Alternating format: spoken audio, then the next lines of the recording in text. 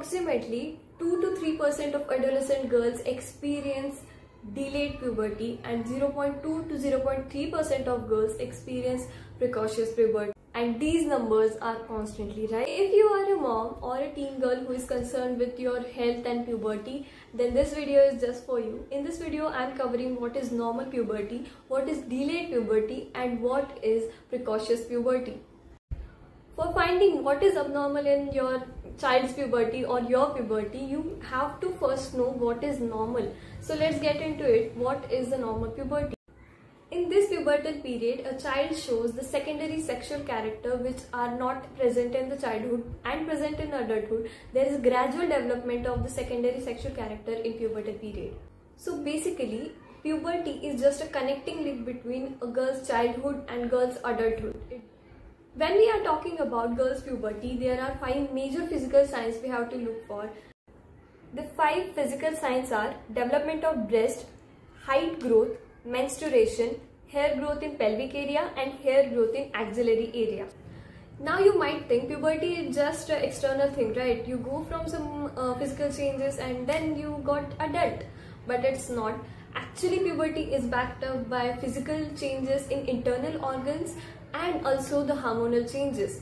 Puberty is not merely external physical changes, but it also induces internal changes like change in size of uterus, shape of ovaries, and apart from this, hormonal changes.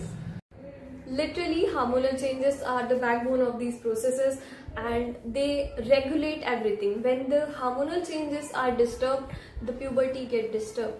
And that's why we have 2 conditions, which is delayed puberty and early puberty, which is precocious puberty, we can say. Because majority of abnormal pubertal expression come from abnormal hormonal patterns. There are 2 situations which girls can face. One is precocious puberty and another is delayed puberty.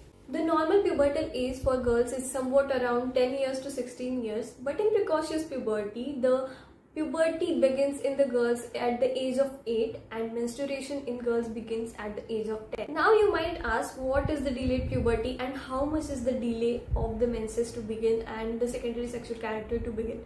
So in the delayed puberty, when the pubic hair and the breast tissue not appeared by the age of 13 to 14 years and menses appear as late as the 16 to 17 years is termed as delayed puberty. So the main cause of this pubertal disturbance is actually hormone and their regulatory mechanism. Genetic predisposition and environmental factor also plays an important role in whole process.